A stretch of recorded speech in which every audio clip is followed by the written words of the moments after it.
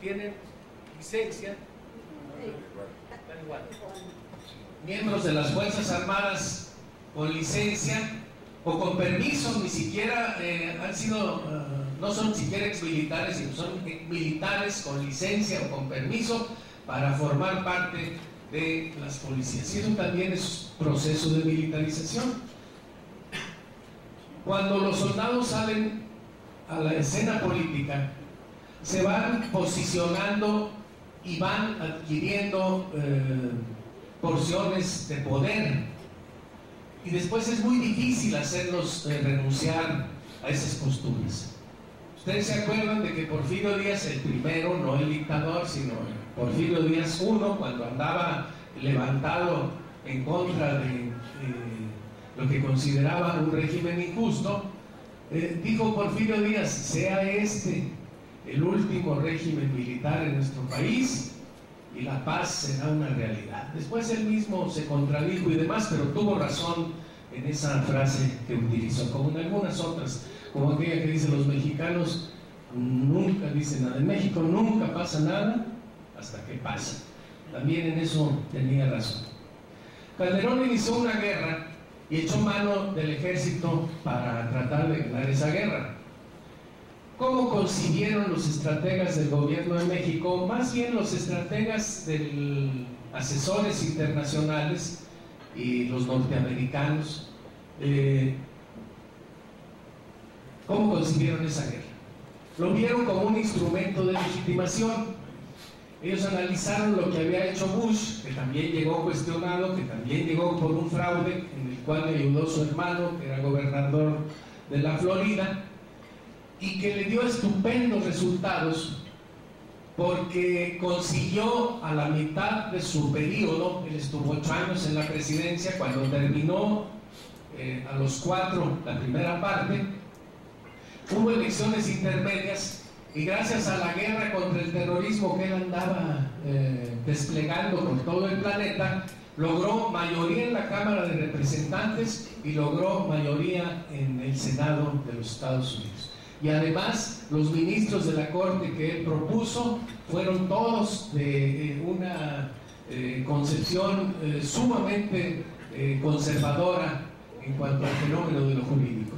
Así que Bush controló la totalidad del aparato de poder norteamericano, de todo el Estado norteamericano, a partir de una guerra. A Calderón le aconsejaron que hiciera una guerra. No más que los operadores de Calderón y el propio Calderón no tienen la eficiencia que tiene el imperio para realizar este tipo de tareas, y lo han hecho estupendamente mal, porque no logró la legitimidad. A mitad de su sexenio perdió las elecciones de una manera estrepitosa, y las perdió incluso con el supercorrupto dinosaurio al que creíamos enterrado. Bueno, creían algunos que son un poco más inocentes que nosotros, creían que ya estaba enterrado, y quedó en una posición sumamente débil. ¿Qué tiene hoy Calderón para tratar de sacar adelante su proyecto? Pues no tiene más que ir a rendir banderas con el priismo para que le aprueben todas las medidas que tome. Tengan ustedes la plena certeza de que no hay una sola decisión política que tome Calderón que no consulte previamente con los priistas, con Manlio Fabio, con la señora Paredes o con quien él considere adecuado, con quien sea su interlocutor, pero eso es una realidad innegable dada su debilidad. Así que la guerra contra el narcotráfico, en la que enmoletó al ejército, fue una estrategia de legitimación.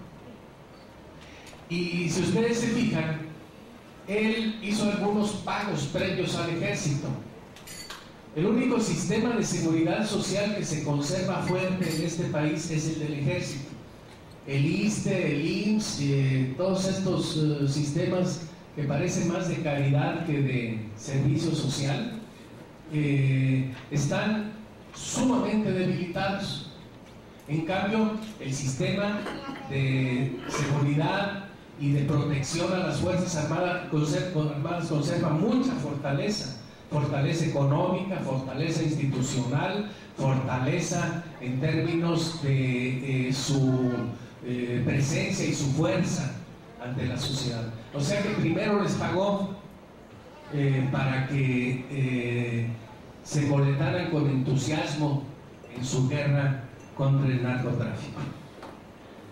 Cuando Bush hizo a Fox la propuesta de la ASPAN, ya estaba pensando el imperio en que toda esta política de seguridad hemisférica que ellos manejan y que ahora es una seguridad global, pero que les interesa en particular la hemisférica por aquello de su patio trasero o de su área de reserva estratégica, como le llaman los Sánchez Fernández. Fox hizo una serie de compromisos que ya no eran solamente económicos. El Tratado de Libre Comercio de América del Norte, que se firmó en 1994 y que es una nueva constitucionalidad para el Estado mexicano, trajo una serie de compromisos económicos que se fueron cumpliendo.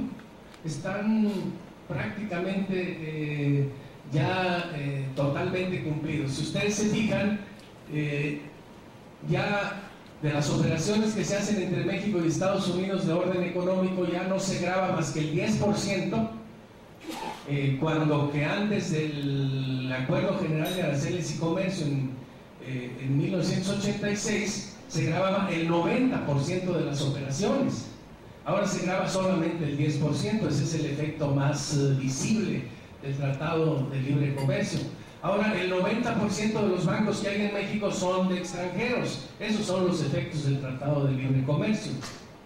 Y ahora, los salarios de los trabajadores en este país son tal vez el 10% de lo que eran al iniciarse la aplicación del Tratado de Libre Comercio en términos de capacidad adquisitiva real. Entonces, cumplir esa parte económica, con Fox se avanzó en el terreno de la seguridad estratégica para los Estados Unidos. Ellos hablan de su tercera frontera. Ellos dicen que Centroamérica es su verdadera frontera, o sea que nos comprenden a nosotros dentro de lo que estiman como su territorio estratégico, como su área más sensible. Y eso fue la ASPAN. Cuando llega Calderón, la ratifica y la amplía con el Plan México. El Plan México, gemelo del Plan Colombia, al que le quitaron ese nombre porque se veía muy feo, se veía como muy poco soberano andar firmando esas cosas cuando ya se veía en Colombia había producido muchos daños internos, y decidieron dejarlo en Iniciativa Mérida, que fue firmada ya, ¿se acuerdan ustedes? Y que pasa un poco más desapercibido su contenido. Pero si ustedes lo quieren conocer, lo van a conocer, el verdadero contenido del Plan Mérida, lo van a conocer dentro de 20 años cuando se desclasifiquen los documentos en los Estados Unidos de Norteamérica. Es entonces cuando vamos a saber realmente cuáles fueron los compromisos que firmaron Fox y Calderón con el gobierno norteamericano. Porque son compromisos muy de fondo, son compromisos que incluyen una fuerte dosis de entrega y de venta de soberanía nacional.